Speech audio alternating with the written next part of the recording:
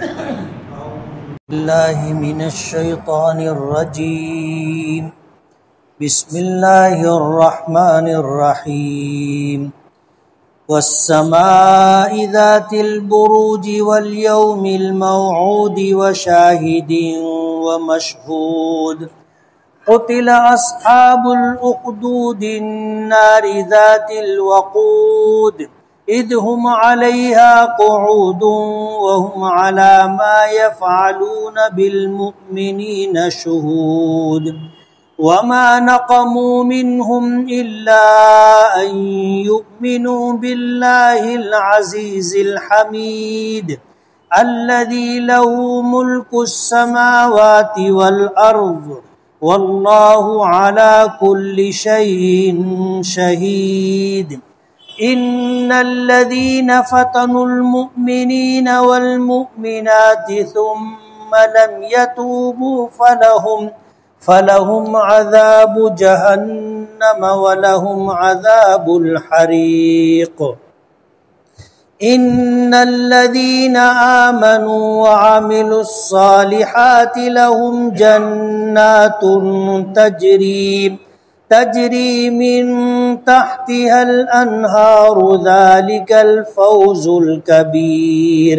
إن بطش ربك لشديد إنه هو يبدئ ويعيد وهو الغفور الودود ذو العرش المجيد فعال لما يريد. هل أتاك حديث الجنود فرعون وثمود بل الذين كفروا في تكذيب والله من ورائهم محيط. بل هو قرآن مجيد في لوح محفوظ. صدق اللہ العظیم.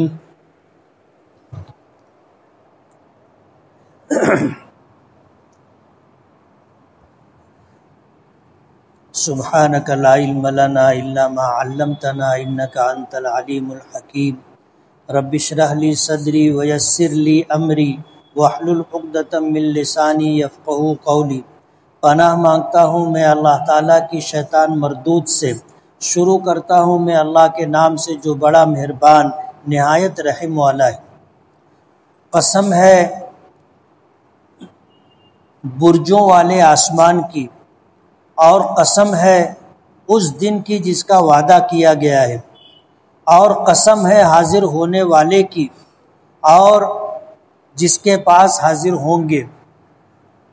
ہلاک کیے گئے خندق کھودنے والے، وہ خندقیں جو آگ اور ایندھن سے بھری ہوئی تھی، جب وہ اس پر بیٹھے تھے اور وہ جو کچھ کر رہے تھے ایمان والوں کے ساتھ اسے وہ دیکھ رہے تھے اور ان سے نہیں انتقام اور بدلہ لیا گیا مگر اس وجہ سے کہ وہ اللہ پر ایمان لائے تھے جو غالب ہے، زبردست ہے اور لائق تعریف ہے. وہ خدا جس کے لیے آسمان و زمین کی بادشاہت ہے اور اللہ ہر چیز پر جو اس کے سامنے ہے ہر چیز پر گواہ ہے. بے شک جن لوگوں نے ایمان والے مردوں اور عورتوں کو ستایا بچلایا پھر انہوں نے توبہ نہیں کی تو ان کے لیے جہنم کا عذاب ہے، ان کے لیے آگ کا عذاب ہے. اور بے شک وہ لوگ جو ایمان لائے اور نیک اعمال کیے ان کے لیے باغات ہیں جس کے نیچے سے نہریں بہتی ہیں اور یہ بہت بڑی کامیابی ہے. بے شک تیرے پروردگار کی پکڑ بہت زبردست ہے. بے شک وہ پہلی مرتبہ پیدا کرنے والا ہے اور وہی دوبارہ بھی پیدا کرے گا اور وہ بڑا بخشنے والا اور بہت محبت کرنے والا ہے. وہ عرش کا مالک ہے اور بڑی شان والا ہے. جو چاہتا ہے وہ کرتا ہے. کیا تیرے پاس لشکروں کی خبر نہیں آئی، یعنی فرعون اور قوم سمود کی؟ بلکہ یہ وہ لوگ ہیں جنہوں نے کفر کیا اور جھٹلانے میں لگے رہے اور اللہ ان کو ہر طرف سے گھیرے ہوئے ہے، بلکہ وہ قرآن مجید ہے جو لوح محفوظ میں موجود ہے۔ یہ سورہ بروج ہے، نزول کے اعتبار سے مکی ہے، اس میں 22 آیتیں، اور اس سورت کا نام سورۃ البروج اس لیے رکھا گیا کہ اس کی پہلی آیت میں بروج کا لفظ ہے۔ اللہ تعالیٰ نے قسم کھائی ہے برجوں والے آسمان کی، قسم کھائی ہے قیامت کے دن کی، قسم کھائی ہے حاضر ہونے والے اور جو حاضر کیے جائیں گے ان کی۔ 3 قسم کھا کر کے اللہ پاک نے اس بات کو ذکر کیا ہے جس کا تذکرہ آ رہا ہے۔ اللہ تعالیٰ کو اپنی بات کی سچائی کے لیے قسم کھانے کی ضرورت نہیں۔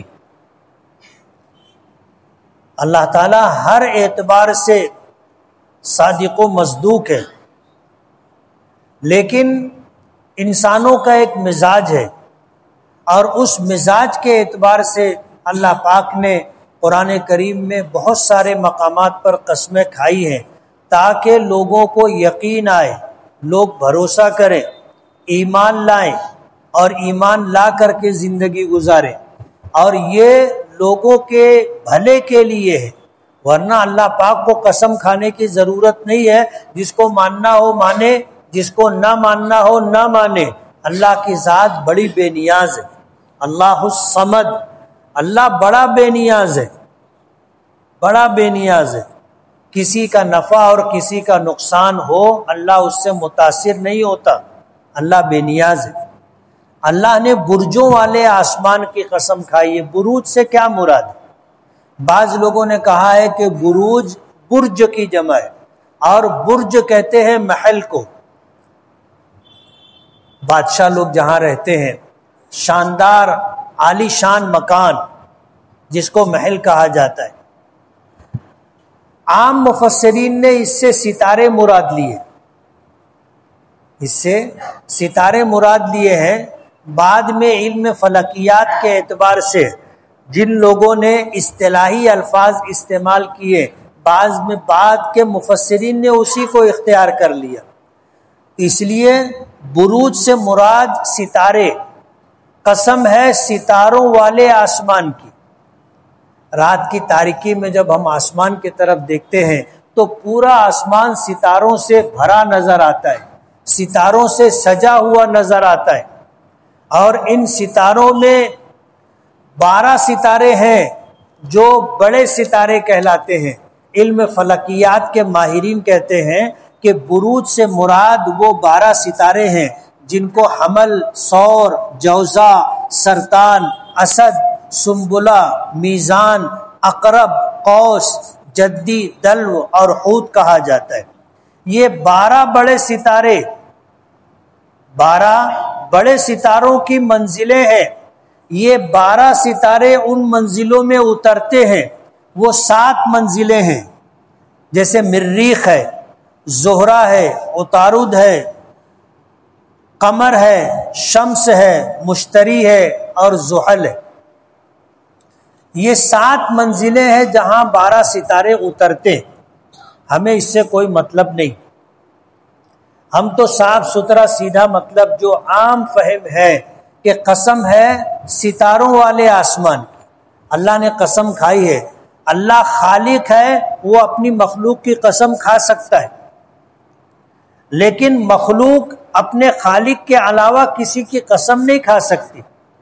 جیسے بعض لوگ قسم کھاتے ہیں، تیری قسم، ماں کی قسم، باپ کی قسم، اولاد کی قسم۔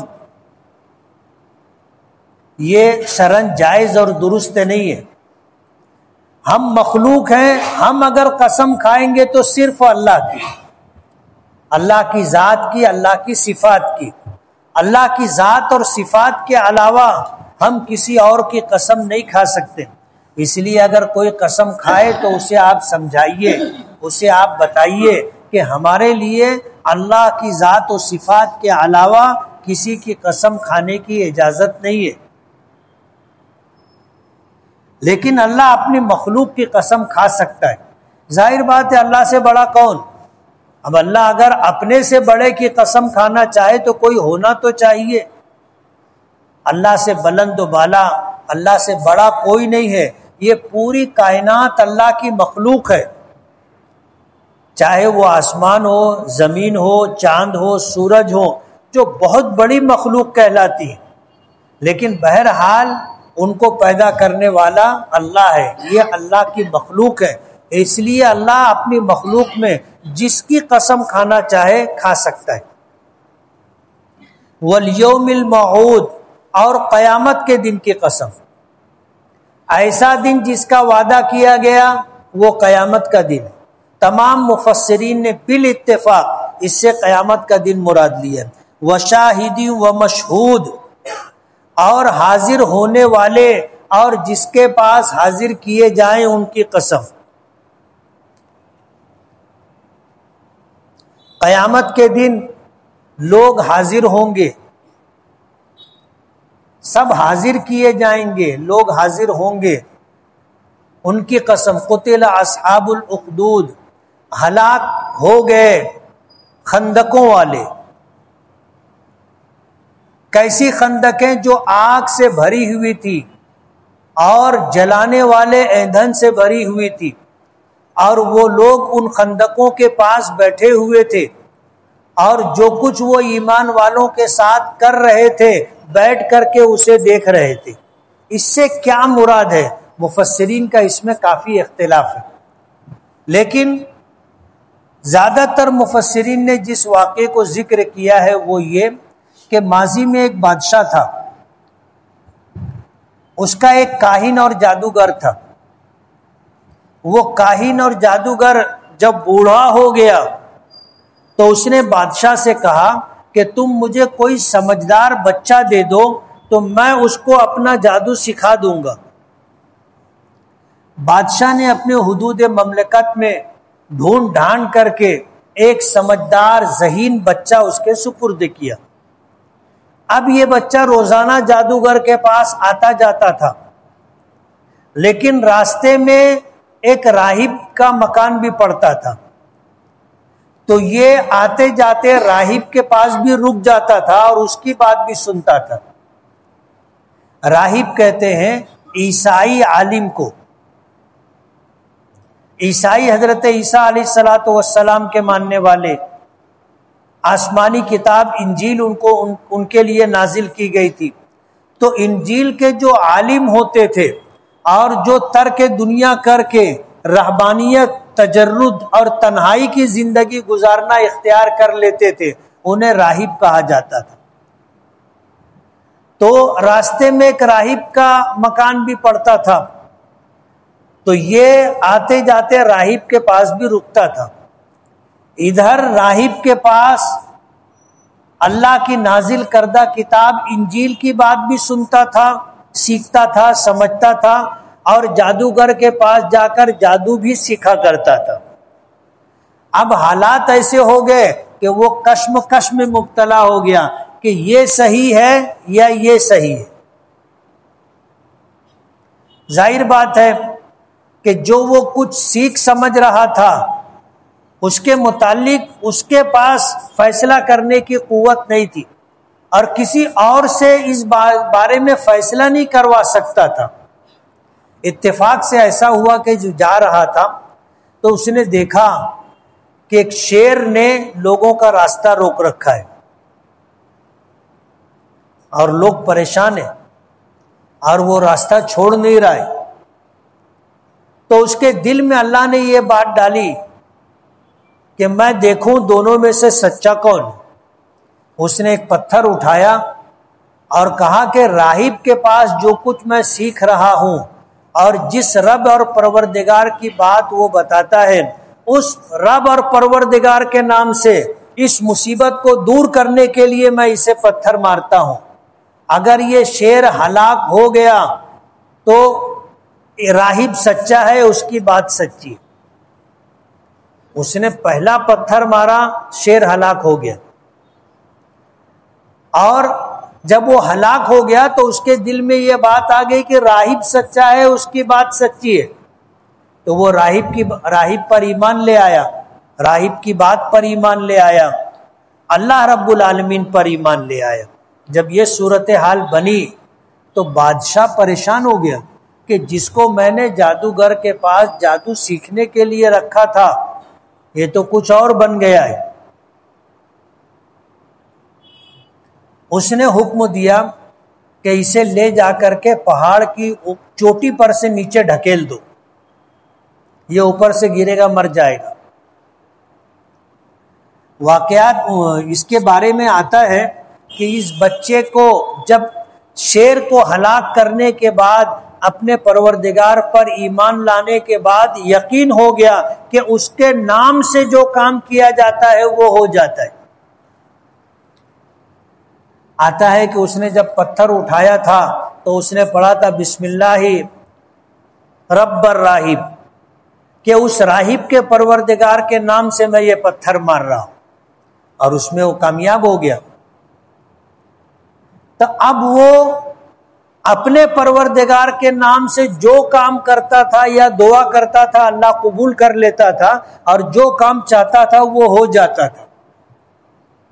بیماروں کو اچھا کرنا، نابیناؤں کو بینائی عطا کرنا، یہ اللہ رب العالمین کا کام ہے۔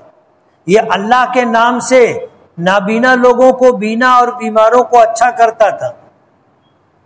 اس کی وجہ سے اس کی شہرت ہو گئی، لوگ اس کے پاس آنے جانے لگے، اور وہ لوگوں کے لیے دعا کرتا تھا، لوگوں کے مسئلے حل ہوتے تھے۔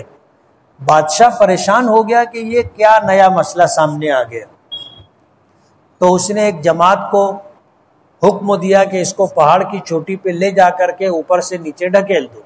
وہ لے کر کے چلے، جب یہ پہاڑ کے اوپر چڑھے تو اس نے دعا کی کہ اللہ میری حفاظت فرما اور ان کو ہلاک کر دے۔ پہاڑ میں راشا زلزلہ آیا، جتنے لوگ گئے تھے وہ سب گرے اور مر گئے، یہ بچ گیا۔ اس کے بعد پھر بادشاہ نے حکم دیا کہ اسے کشتی میں پکڑ کے بٹھاؤ، لے جاؤ اور بیچ سمندر میں اس کو ڈال دو۔ جب اس کو لے کر کے چلے اس نے پھر دعا کی، کشتی پلٹ گئی، جتنے لوگ لے کر کے گئے تھے وہ ڈوب کے مر گئے، اللہ نے اس کو بچا لیا۔ تو بادشاہ نے اس کو مروانے کی ہر ممکن کوشش کی لیکن کامیاب نہیں ہو سکا۔ تو اس نے کیا کیا کہ جب لڑکا بھی تنگ آ گیا کہ اب یہ تو میرے پیچھے ہاتھ دھو کر کے پڑ گیا ہے، تو اس نے کہا کہ ایک کام کرو، بستی کے سب لوگوں کو جمع کرو، اور ان کو جمع کر لینے کے بعد تم میرے پروردگار کے نام سے مجھ کو تیر مارو۔ بادشاہ نے اسی طرح کیا کہ پوری بستی کے لوگوں کو جمع کیا، اور اس کے بعد کہا کہ اس بچے کے پروردگار کے نام سے اسے تیر مارا جا رہا ہے۔ تیر مارا گیا، بچہ ہلاک ہو گیا۔ بچہ تو ہلاک ہو گیا، لیکن ہوا یہ کہ پوری بستی کے لوگ ایمان لے آئے، پوری بستی کے لوگ ایمان لے آئے۔ اب جب سب ایمان لے آئے تو اس نے لوگوں کو دھمکی دی کہ تم جو ہے رب پر ایمان لائے ہو اسے چھوڑ کر کے میں جن معبودان باطلہ کی پوجا کرتا ہوں اس پر ایمان لاؤ۔ لوگوں نے انکار کر دیا۔ تو اس نے خندقیں کھدوائی اور اس میں آگ دہکایا، اور پھر لوگوں کو کہتا تھا کہ اللہ رب العالمین پر ایمان سے دست بردار ہو جاؤ اور بتوں پر ایمان لاؤ۔ جو نہیں مانتا تھا اس کو دہکتی ہوئی آگ میں ڈال دیتا تھا۔ ایسے نہ جانے کتنے لوگوں کو اس نے ہلاک و برباد کیا۔ آتا ہے کہ ایک عورت کو لایا گیا جو ایمان لا چکی تھی، اس کی گود میں بچہ تھا۔ جب اسے آگ کی طرف لے جایا جانے لگا تو وہ عورت ٹھٹکنے لگی، تو اس بچے دودھ پیتے بچے نے کہا کہ ماں تو صبر کر، تو حق پر ہے، تو جس ذات پر ایمان لائی ہے وہ حق ہے۔ بادشاہ نے اس کو بچے سمیت آگ میں ڈال دیا۔ اس کا تذکرہ ہے کہ ہلاک اور برباد ہو گئے خندقوں والے، یعنی بادشاہ اور بادشاہ کے جو ہم نوا تھے، وہ خندقیں آگ اور ایندھن سے بھری ہوئی تھی، اور وہ لوگ اس آگ خندق کے پاس بیٹھے ہوئے تھے، اور ایمان والوں کو جب دہکتی ہوئی آگ میں ڈالا جاتا تھا تو وہ تماشائی بن کر کے وہاں دیکھتے تھے۔ ان ایمان والوں کے ساتھ یہ معاملہ کیوں کیا گیا؟ صرف اس وجہ سے کہ وہ اللہ رب العالمین پر ایمان لائے تھے۔ وَمَا نَقَمُوا مِنْهُمْ إِلَّا أَن يُؤْمِنُوا بِاللَّهِ، کہ ان سے یہ بدلہ نہیں لیا گیا مگر اس وجہ سے کہ وہ اللہ پر ایمان لے آئے تھے، جو غالب ہے اور لائق تعریف ہے، جس کے لیے آسمانوں اور زمین کی بادشاہت ہے، اور ہر چیز اس کے سامنے حاضر ہے، ہر چیز کو وہ دیکھنے والا ہے۔ اس واقعے کا تذکرہ ہے۔ اللہ پاک فرماتے ہیں کہ جن ایمان والے مردوں اور عورتوں کو آزمایا گیا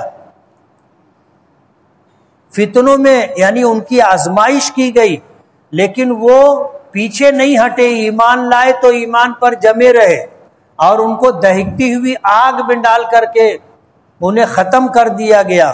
جن لوگوں نے یہ حرکت کی تھی انہوں نے توبہ نہیں کی تو ان کے لیے جہنم کا عذاب ہے، ان کے لیے آگ کا عذاب ہے، اور جو لوگ ایمان لائے نیک اعمال کیے ان کے لیے ایسے باغات ہیں جس کے نیچے سے نہریں بہتی ہیں، اور وہی لوگ بڑی کامیابی پانے والے لوگ ہیں جو ایمان لائے۔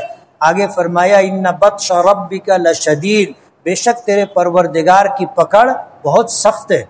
جب وہ عذاب دینے پر آتا ہے اور پکڑ کرتا ہے تو پھر اس کی پکڑ سے کوئی کسی کو بچانے والا نہیں ہوتا۔ انہ هو یبدئ ویعید، وہی ہے اللہ جس نے پہلی مرتبہ پیدا کیا اور قیامت کے دن دوبارہ پیدا کرے گا، اس کو قدرت ہے۔ وہ بڑا بخشنے والا، بہت محبت کرنے والا ہے، جو عرش کا مالک ہے اور جو شان والا ہے۔ فعال لما یرید، جو چاہتا ہے وہ کرتا ہے، اس کو دنیا کی کوئی طاقت روک نہیں سکتی، وہ اپنے فیصلے کا مالک و مختار ہے۔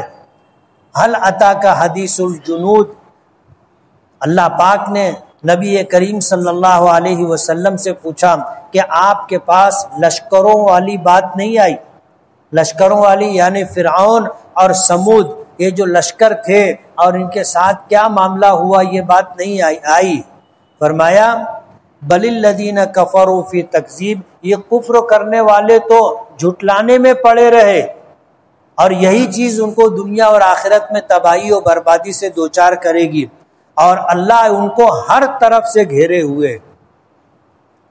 فرمایا بل ہوا قرآن مجید، کہ یہ جو آیات ہیں یہ قرآن کریم ہے، قرآن کریم کی آیات ہیں جو اللہ تعالیٰ نے لوح محفوظ رکھا ہے، وہاں پر یہ موجود ہے۔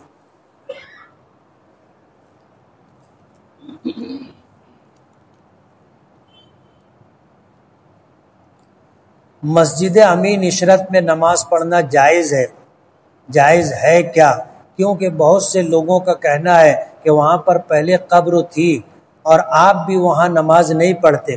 میں اکثر دیکھا ہوں کہ آپ مغرب کی نماز عمر بن خطاب میں پڑھنے جاتے ہیں۔ میں جامع مسجد میں بھی پڑھتا ہوں اور مسجدوں میں بھی پڑھتا ہوں، تو اس کا یہ مطلب نہیں ہے کہ میں امین عشرت میں نماز نہیں پڑھتا، نماز پڑھتا ہوں میں وہاں پر۔ اور یہ بات کہ وہاں پر قبریں تھی مانی جاتی ہے، یہ بات۔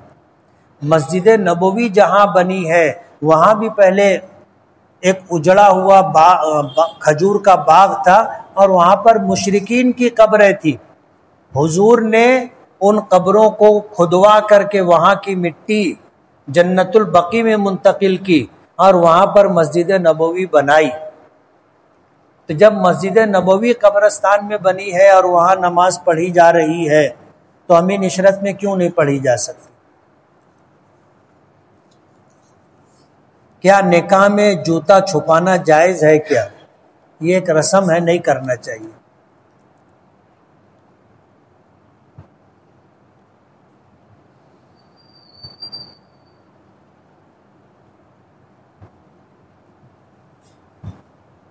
کسی نے حضور کو خواب میں دیکھا ہے، مبارک ہو۔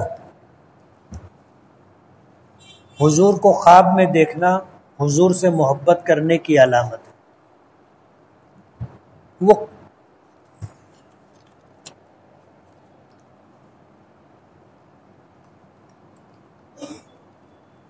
مفتی صاحب فجر میں کوئی حال میں آنکھ نہیں کھلتی، کوئی وظیفہ بتائے۔ یہ آدمی کے اپنے اوپر منحصر ہے، اٹھنا چاہے تو اٹھ جائے گا، نہیں اٹھنا چاہے تو نہیں اٹھے گا۔ جیسے ہوتا ہے ہر ایک اس مرحلے سے گزرا ہوگا کہ رات میں 4 بجے بس پکڑنا ہے، آدمی سوتا ہے تو کتنی مرتبہ آنکھ کھلتی ہے، بار بار آنکھ کھلتی، بولے ابھی تو 1 ہی بجا ہے، پھر سوتا ہے، پھر آنکھ کھلتی، بولے ابھی تو 2 ہی بجا ہے، پھر سوتا ہے، پھر آنکھ کھلتی ہے۔ آدمی کے اندر اگر فجر کی نماز پڑھنے کا واقعی احساس اور خیال ہو تو آنکھ کھلے گی۔ رمضان المبارک میں ہم بستری ہو گئی تھی تو وہ روزے کی قضا کرنا ہے اور وہ 60 مسکین کو 1 وقت کھانا کھلانا ہے یا 2 وقت۔ اگر مدرسے میں 150 بچے ہیں تو ہم 1 وقت کا کھانا کھلا سکتے ہیں کیا؟ رمضان المبارک میں فرض روزے ہوتے ہیں اور روزے کی حالت میں اگر کسی نے ہم بستری کر لی تو اس پہ قضا اور کفارہ اور دونوں واجب ہے۔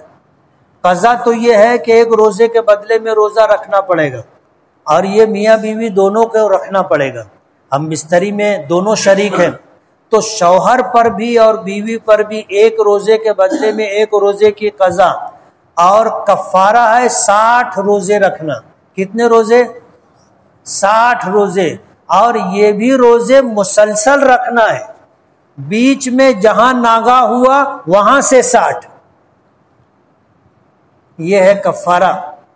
لوگوں کو مسئلہ معلوم نہیں ہے، اس طرح کی کوتاہی لوگوں سے ہو جاتی ہے۔ ہر سال یہ مسئلہ بتایا جاتا ہے، سمجھایا جاتا ہے، لیکن ظاہر بات ہے ہماری یہ آواز سب تک نہیں پہنچتی، بہت سارے لوگوں کو لا علمی میں ہو جاتا ہے۔